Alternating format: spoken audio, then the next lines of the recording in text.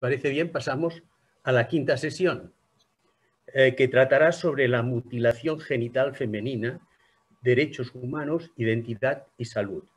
Lo desarrollará la doctora Adriana Kaplan, graduada social y antropóloga por la Universidad de Barcelona en 1988, máster en antropología en 1991, doctora cum laude en antropología por la Universidad Autónoma de Barcelona en 1995.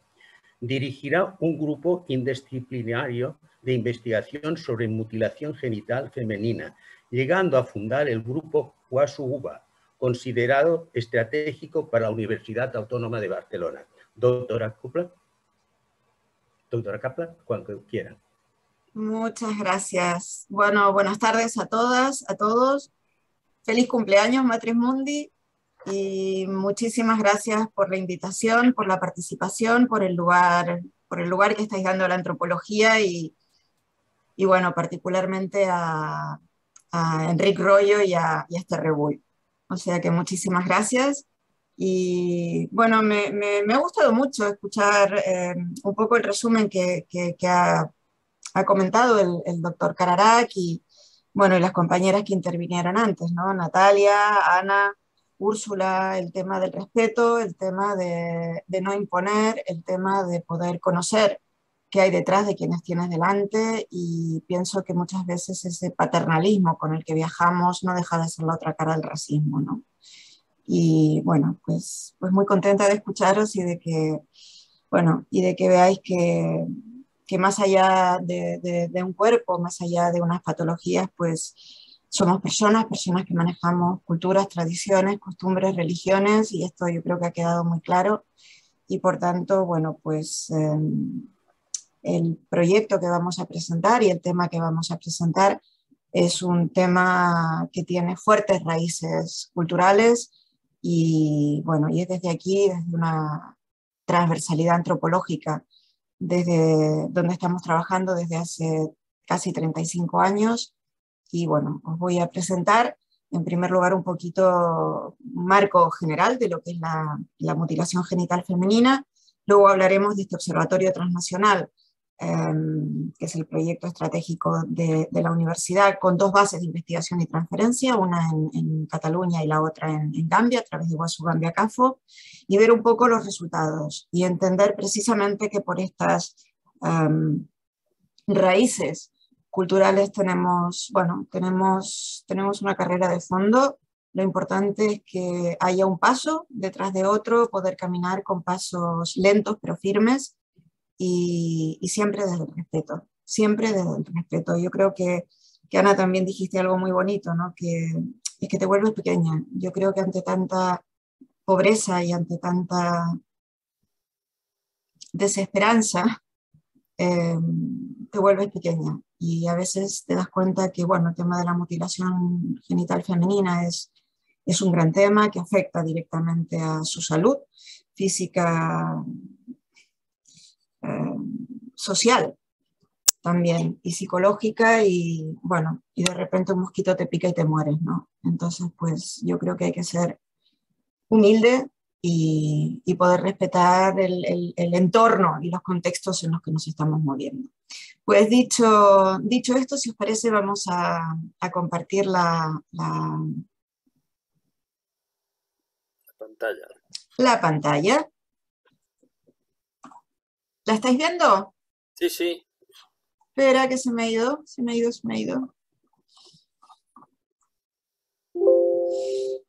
Bueno, vamos a hablar de mutilación genital femenina, pero vamos a hablar también de identidad de derechos sexuales y reproductivos.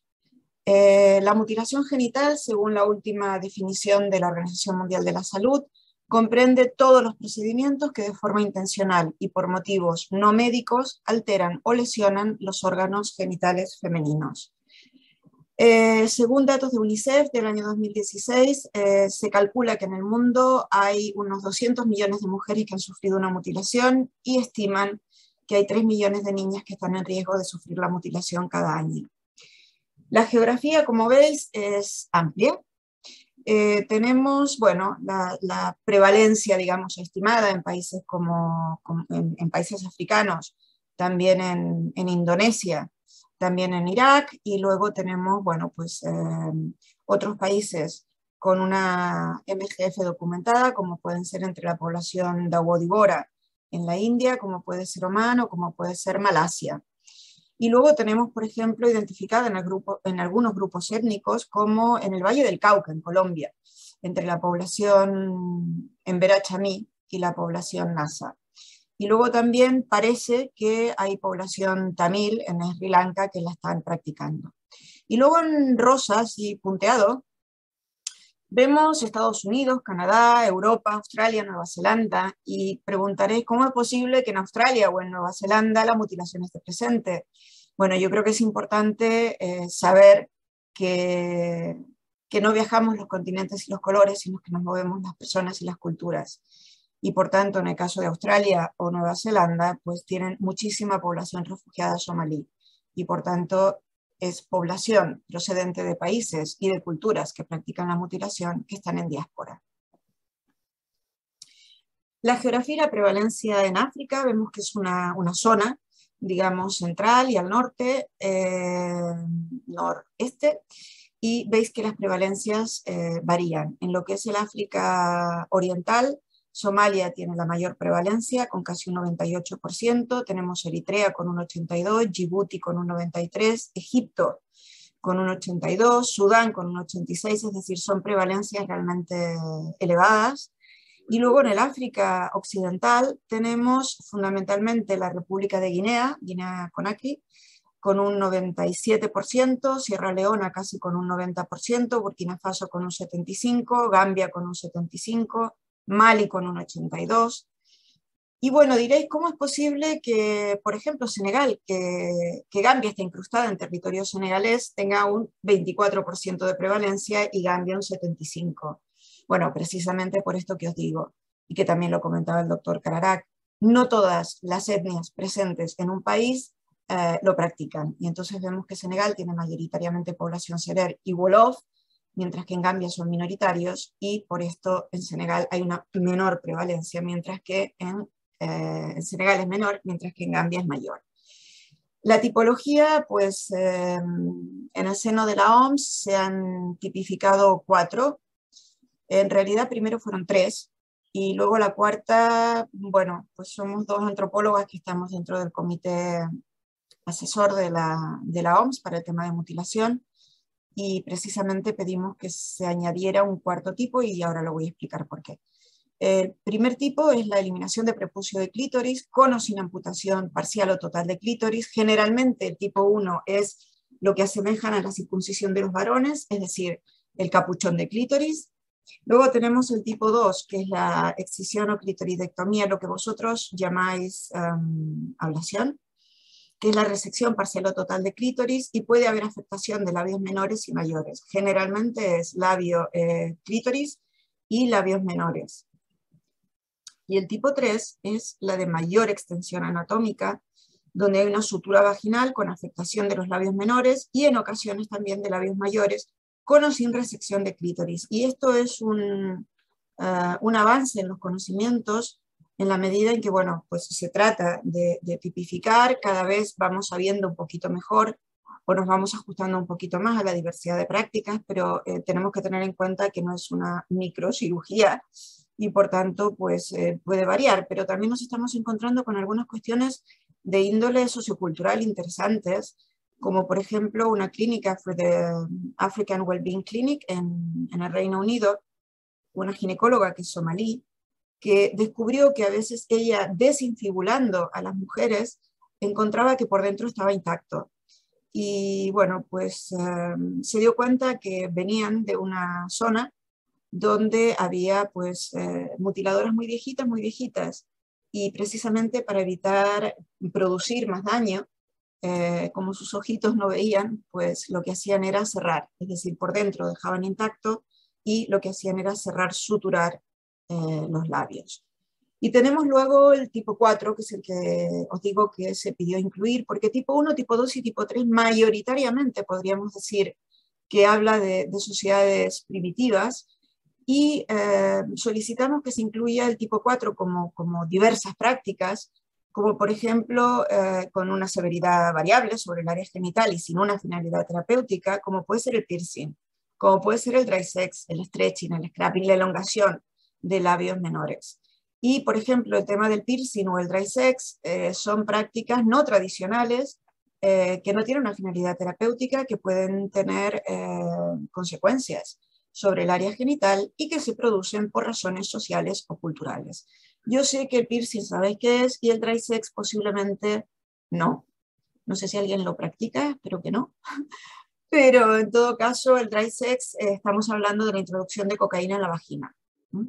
Y por tanto, pues evidentemente, si la cocaína es capaz de destruir un tabique nasal, pues imaginaros lo que es capaz de hacer en las paredes vaginales.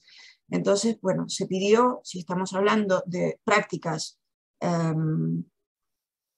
que modifican o que destruyen el área genital, pues tendríamos que incluir estas también.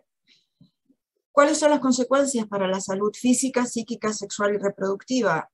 Bueno, tenemos complicaciones agudas o inmediatas, que sería el dolor intenso, el shock hipovolémico, la anemia, las hemorragias, la retención urinaria, infecciones de la herida locales, tétanos, septicemia, sepsias, gangrena, y llagas abiertas y otras lesiones de los tejidos genitales adyacentes, porque pensar que las niñas están despiertas, las niñas están agarradas por las abuelas y evidentemente pues se mueven y por tanto a veces estás lesionando, dañando tejidos adyacentes que no habría que tocar o que puede haber fracturas y luxaciones. El estrés traumático y la septicemia.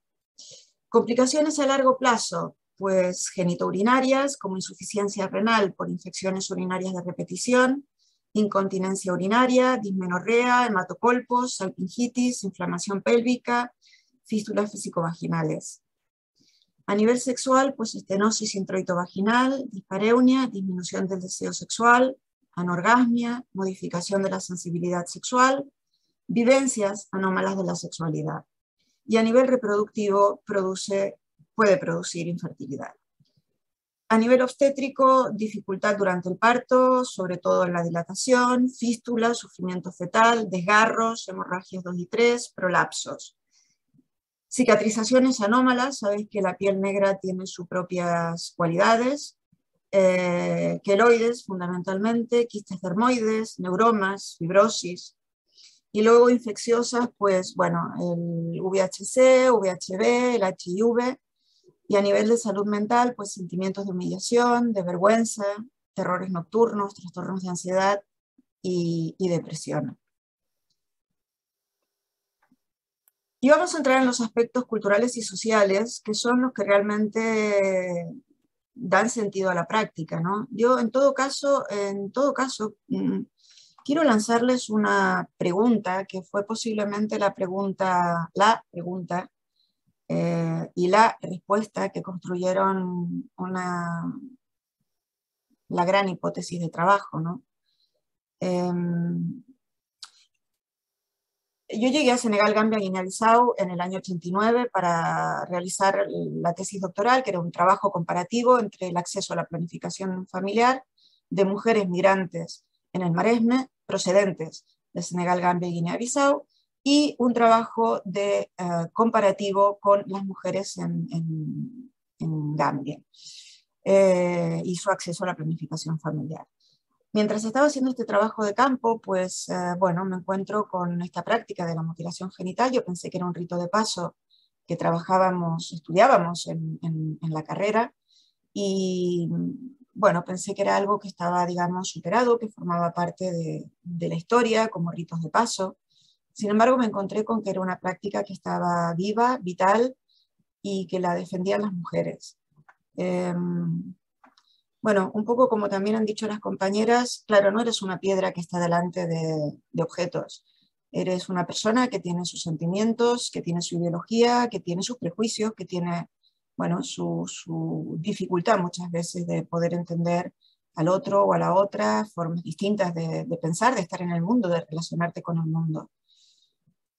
Y el shock personal era tal pero también un poco, yo creo que empoderada por la antropología, le hice la pregunta bueno, a unas madres que estaban, y les pregunté que cómo era posible que si ellas habían pasado por esta práctica, sea esto lo que quisieran para sus hijas, ¿no? Yo creo que es una pregunta como inocente, una pregunta humana, una pregunta, o sea, ¿cómo quieres esto para tu hija cuando tú has pasado por aquí? Y me contestaron que había razones poderosas, que el día que yo pudiera conocerlas, podría comprenderlas. Y así es como desde hace 30 años estoy trabajando con este tema, conociendo cuáles son las razones sociales y culturales que sustentan la práctica, viendo cuáles son los nudos gordianos, cuáles son las resistencias, pero también cuáles son las posibilidades. Y las posibilidades son desde el mismo lugar desde el que ellas someten a sus hijas, que es desde el amor. Desde el amor exponen a sus hijas a la tradición para que sean mujeres limpias, para que sean mujeres reconocidas, mujeres que pertenecen a la sociedad secreta de las mujeres, para que sean mujeres limpias que puedan cocinar y ofrecer los alimentos, para ofrecerles una identidad étnica y de género. Y por tanto, la fuerza de es esto lo que quiero para mi hija, porque este es el amor y lo mejor que yo puedo hacer por ella, poder de alguna forma deconstruir las razones que sustentan para que desde ese mismo lugar ellas puedan iniciar los cambios. Entonces, bueno, es desde este lugar, no sé cuánto tiempo habrá para poder desarrollarlo, pero es desde este lugar donde se construye la primera hipótesis, y desde donde empezamos a trabajar. Razones poderosas tiene que haber para que estas mujeres sigan reproduciendo la tradición, sigan ejecutando la tradición y sigan siendo las mujeres viejas las custodias de esta tradición. ¿Quiénes la realizan? Pues mujeres mayores de la comunidad, especialmente designadas para llevar a cabo esta práctica. Es algo heredado a través del linaje familiar y con frecuencia son las comadronas tradicionales. También son mujeres que pertenecen al estamento social de los herreros. En el caso de la circuncisión de los varones lo lleva a cabo un hombre del estamento social de los herreros.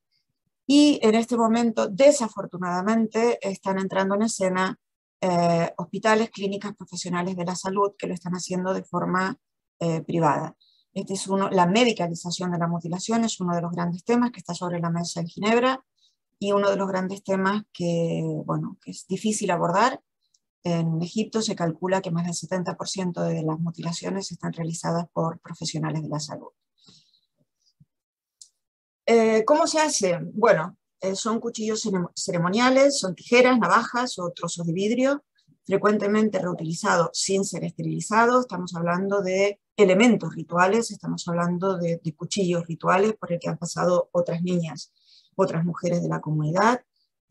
Cuando son bebés, a veces se les hace con la uña, sobre todo cuando esas entre el séptimo día y el primer mes en algunas etnias. Y la herida se suele limpiar con alcohol o con jugo de limón. A veces se mezcla jugo de limón, hierbas o cenizas o estiércol. La edad varía según el grupo étnico y la ubicación geográfica, la dispersión geográfica también del grupo. Nos estamos encontrando con que desde hace tiempo ha disminuido la edad en la que se practica como respuesta a los esfuerzos para abolir la práctica. A través de la legislación.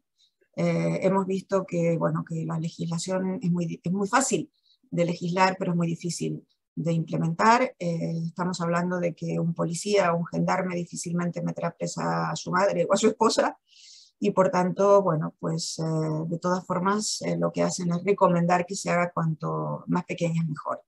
Y en todo caso, en Gambia, el 50% de las niñas entre 0 y 14 años tiene algún tipo de mutilación practicada. En este sentido, quiero deciros que cuando yo llegué a Gambia en el año 89, teníamos un casi 80% de mutilación. Y que en todos estos años, pues afortunadamente hemos reducido un 30% la prevalencia en niñas de 0 a 14 años. ¿Por qué se practica la mutilación? Bien, es una tradición, es una práctica ancestral, mi madre lo ha hecho, mi abuela lo ha hecho, desde que somos mujeres se hace, forma parte de la iniciación de las niñas al mundo de las mujeres, es un rito de paso, que cada vez es menos rito de paso porque la edad cada vez disminuye, y tiene que ver con el respeto a las ancianas. Estamos hablando de sociedades gerontocráticas donde el poder lo ostentan las ancianas. En cuanto a la religión, bueno, es una práctica preislámica. Creo que es muy importante que tengamos claro que es una práctica preislámica. Se dice que el profeta en Medina se encuentra con una circuncidadora, una Atiyya, y esta circuncidadora le pregunta sobre la práctica. El profeta, al desconocerla, le responde: si tenéis que cortar que sea poquito. Por tanto, lo que algunos exégetas del Corán están diciendo es que el profeta lo asimila o lo asemeja, perdón, a la circuncisión masculina, es decir, a lo que es el tipo 1. De todas formas, decir que ninguna de las esposas de Mahoma y ninguna de sus hijas ha sido circuncidada. Dicen que es una sunna, es una recomendación, pero no es obligatorio, y que también lo practican las mujeres cristianas coptas o las judías falayas de Etiopía. Creo que esto también es importante decirlo. En el caso de Kenia, más de la mitad de las mujeres que practican mutilación son mujeres cristianas, igual que en Tanzania. La mitad de las mujeres que lo practican en Etiopía son cristianas coptas, y luego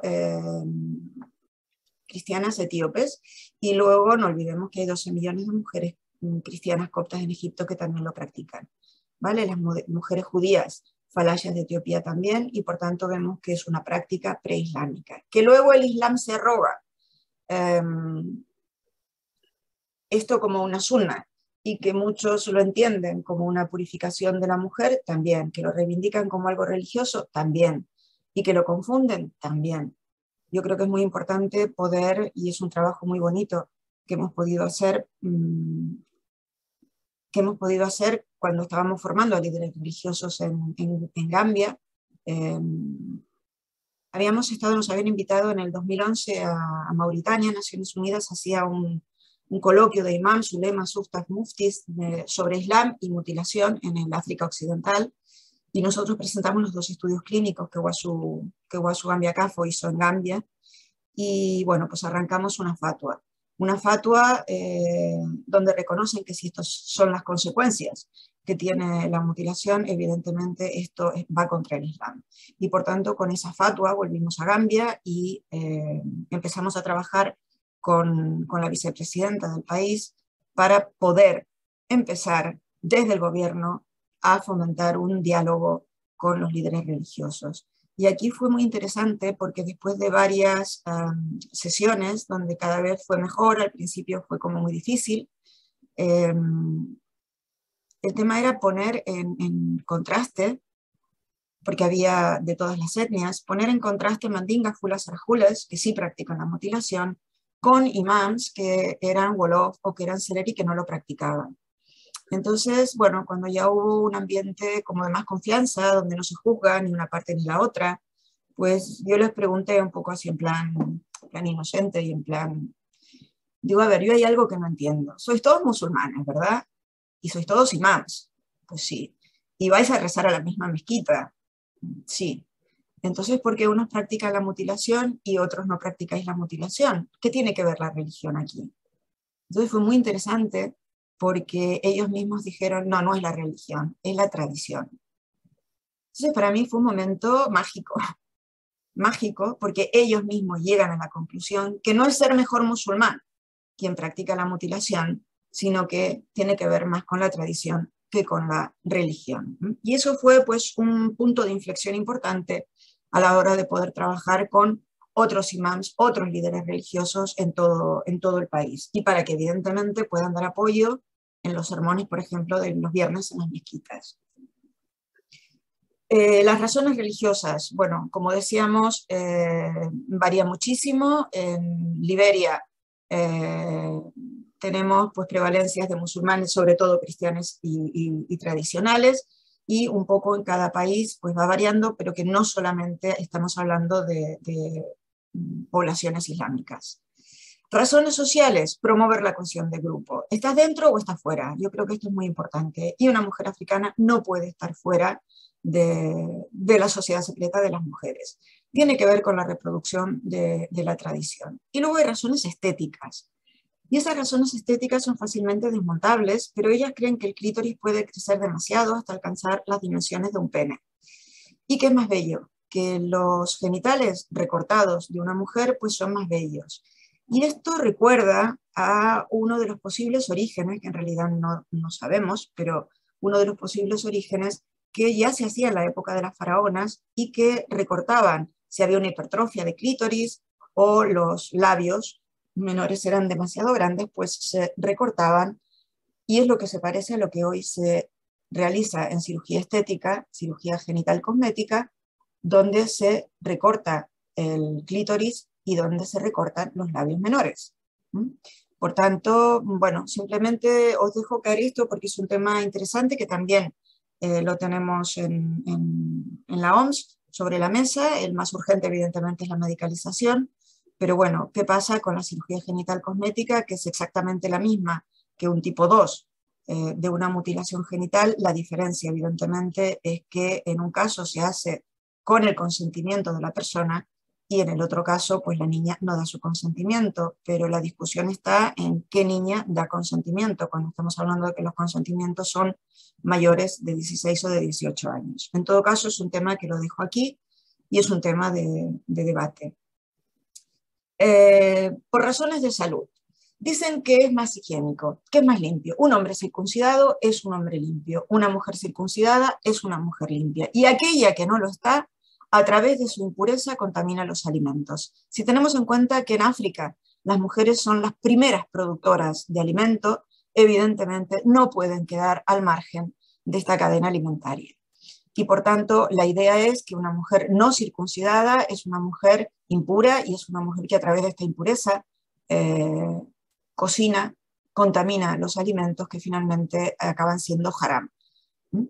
Para mantener una buena salud, para potenciar la fertilidad, ellas creen que, que el clítoris impide tener una buena fertilidad, dicen que facilita el parto y que previene el nacimiento de niños muertos en madres primerizas. Si la cabecita del bebé toca con el clítoris, hay peligro de muerte para la madre y para el niño. Es decir,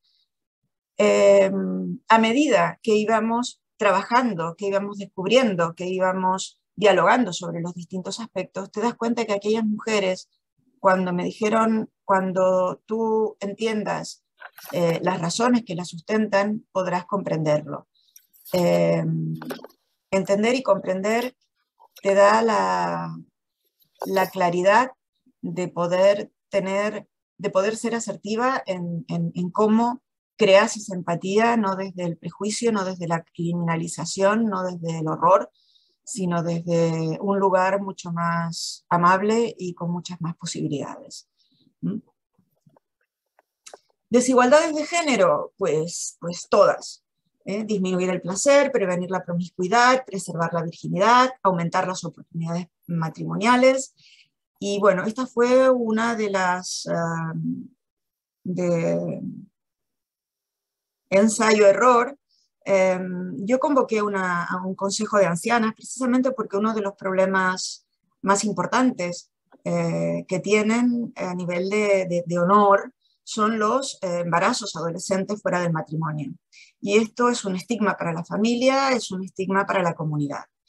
Entonces, pues en ese consejo de ancianas, mi pregunta fue,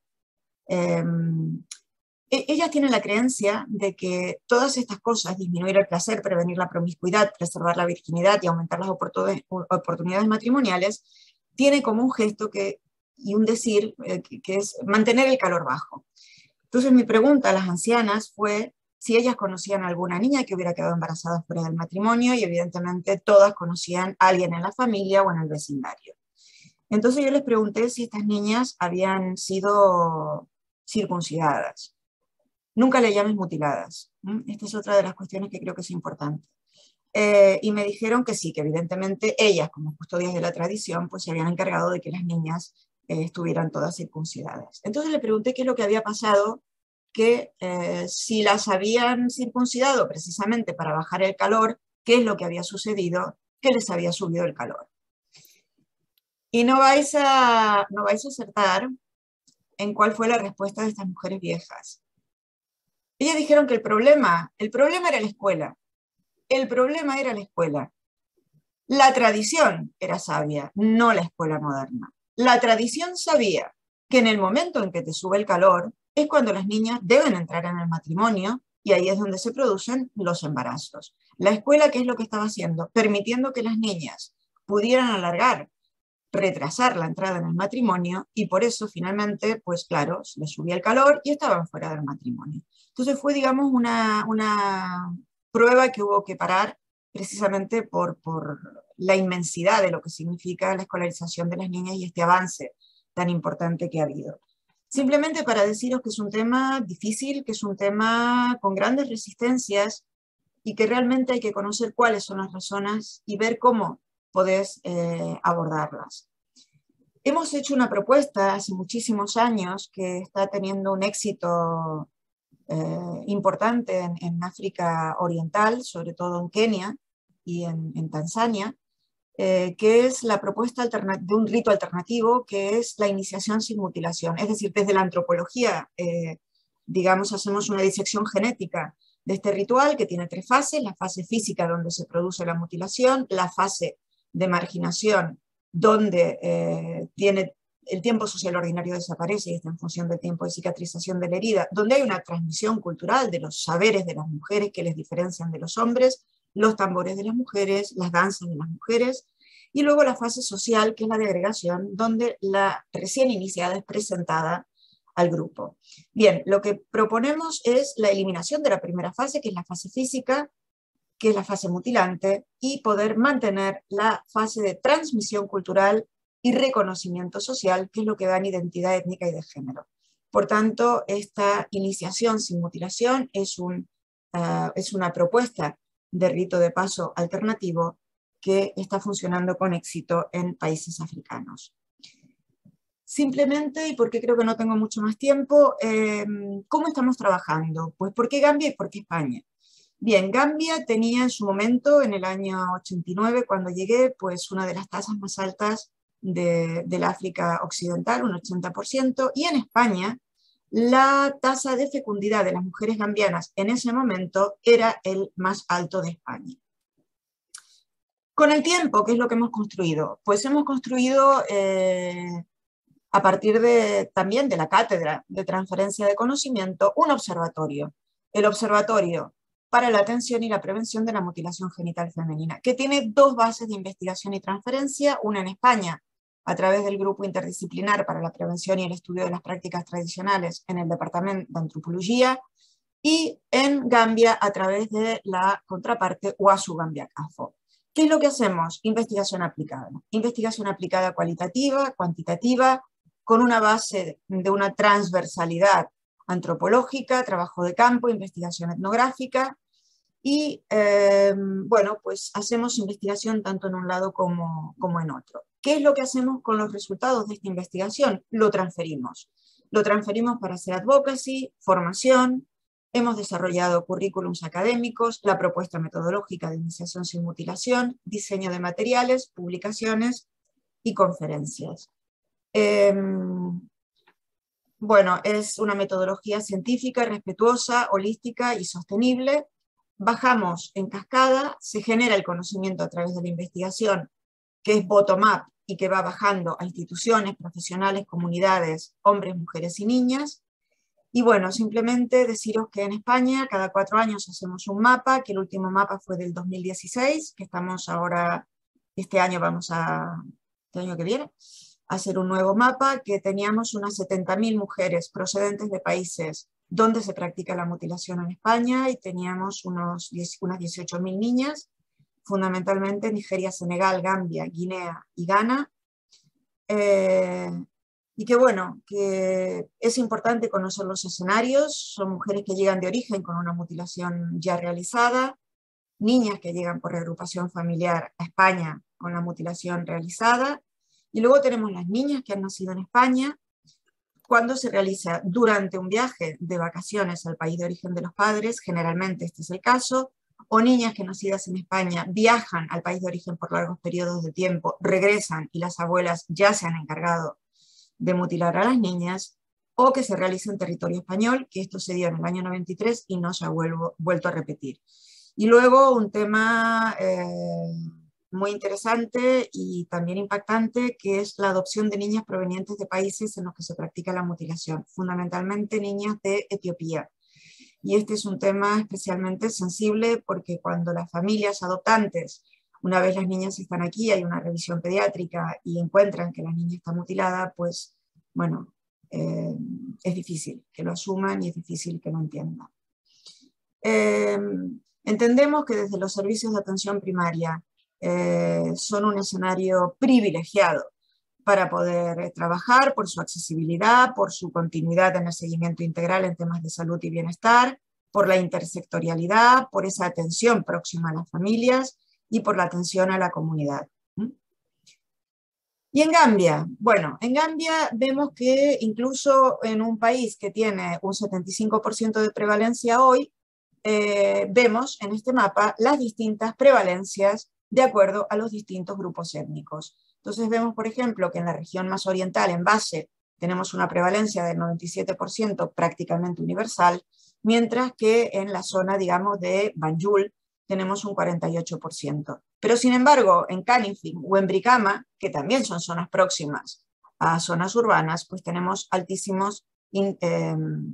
prevalencia, ¿vale? Porque mayoritariamente la población que habita aquí son mandingas y diolas, que sí lo practican.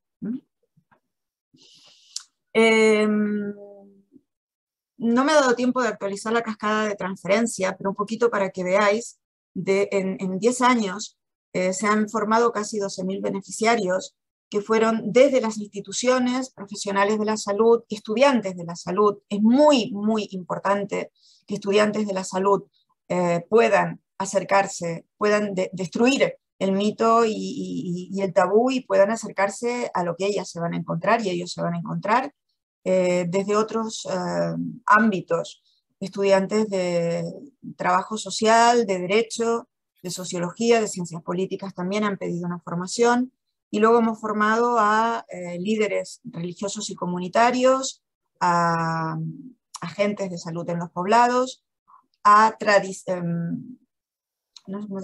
comadronas tradicionales, que suelen ser las mujeres que circuncidan, y llegamos a las comunidades para trabajar con mujeres, hombres y jóvenes en las comunidades. Cuando se hablaba de la importancia precisamente para hacerlo sostenible, porque estamos hablando de uno de los objetivos de desarrollo sostenible del milenio, estamos hablando del objetivo 5 y concretamente del 5.3, que habla de mutilación genital femenina. Bueno, ¿qué es lo que se ha hecho? Pues desde el año 2010 hemos diseñado y estamos desarrollando el Programa Nacional de Formación a Profesionales de la Salud del Sistema Público de Salud de Gambia a través del Ministerio. Y esto ha sido interesante porque si bien tanto matronas como enfermeras han podido ver y experimentar las consecuencias de la mutilación genital, jamás la han relacionado con ella. Entonces esto fue muy interesante y un poco la base a partir de la cual pudimos desarrollar este programa que todavía sigue en marcha. Tenemos un manual, lo tenéis todo en la web, lo podéis descargar todo. No sé si funciona la web porque acordaros que ha habido un ataque cibernético serio en la Autónoma, entonces esperar unos días. Hemos desarrollado este manual con 10 módulos, donde hay una parte fuerte antropológica, luego hay una parte fuerte de ginecobstetricia, y luego tenemos counseling y medicina comunitaria.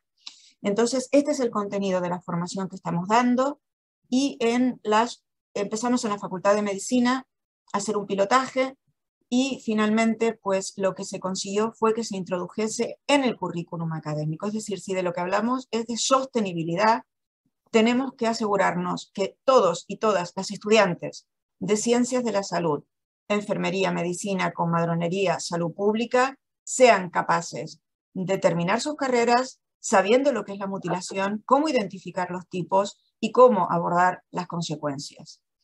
Por tanto, se ha introducido en las asignaturas de ginecología y obstetricia, pediatría, psicología, embriología, fisiología, anatomía y medicina comunitaria.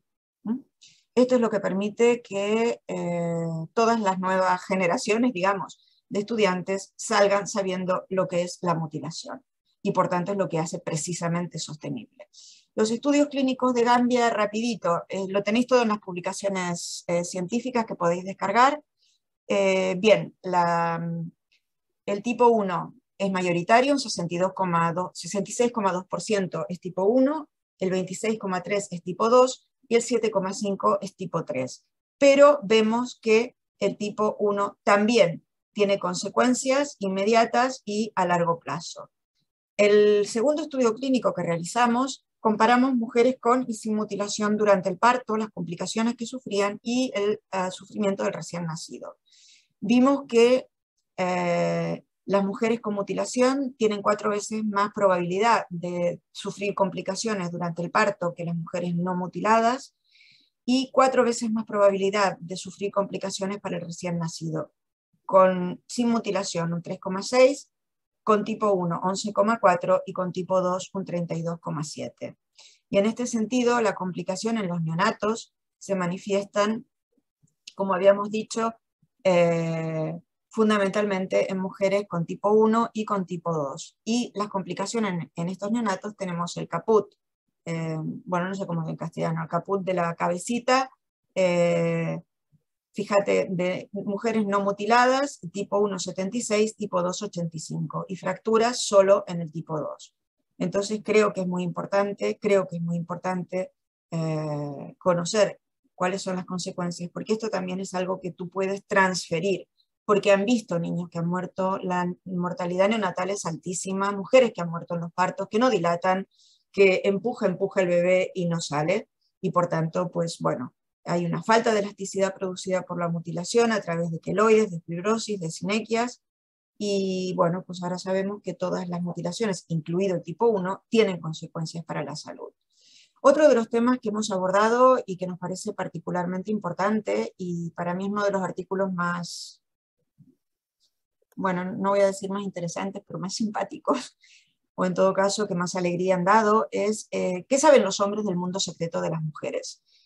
Y vemos que hemos hecho un cuestionario sobre conocimientos, actitudes y prácticas, y vemos que casi un 62% de hombres apoya la mutilación, la continuación de la mutilación, que un 61% realizaría la práctica a sus hijas, y que solo el 8% participa en la decisión de practicarla. Y yo creo que este es un dato muy importante, porque viene a reafirmar que ellos se ocupan de los rituales de los hombres y las mujeres del de las mujeres, y que ellos parece que tuvieran poco que decir sobre sus hijas. Un 72% no sabe que la mutilación tiene consecuencias para la salud, y cuando se les explica, un 51,6% piensa que puede tener un papel en la prevención de la práctica para poder incidir en las mujeres de su comunidad. Por tanto, esto es importantísima, esta clave de identidad étnica en cómo los hombres conciben y valoran la circuncisión. El impacto de la metodología, para ya ir cerrando, bueno, pues un poco lo que os decía, cuando empezamos las formaciones, un 41% reconocían las consecuencias de profesionales de la salud, y después de las formaciones sube a un 62,3%. Yo creo que esto es muy importante porque los profesionales formados a través de este programa han adquirido conciencia, han adquirido conocimiento, y por tanto son capaces de reconocer las consecuencias. Y luego también ha disminuido el soporte de profesionales de la salud a la aceptación de la mutilación. Cuando empezamos había un 42,5% que respaldaban la mutilación, y luego de la formación ha bajado a un 25,4%.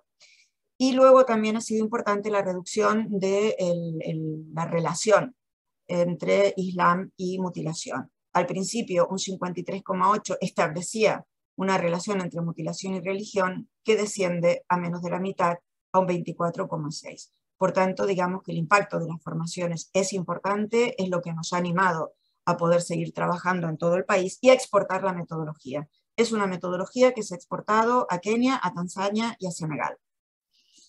Y luego, ya acabando, los avances en Gambia, como os decía, pues bueno, los resultados comparativos del indicador Multiple Indicator Cluster Survey de 2010 con el del 2018 que realiza UNICEF, vemos que mujeres de 15 a 49 años que declaran que sí debería continuar la mutilación, del 2010 en un 64%, bajó a un 44%, mujeres de 15 a 49 que declaran que la mutilación no debería continuar, de un 28 subió a un 48, niños de 0 a 4 años con una mutilación, había un 38% en 2010, bajó a un 27, niñas de 5 a 9, de 66, bajó a 60, de 10 a 14, de 72 a un 68, y mujeres de 15 a 49 pues ha bajado menos. Pero lo que es importante es saber precisamente cómo las niñas que van creciendo, pues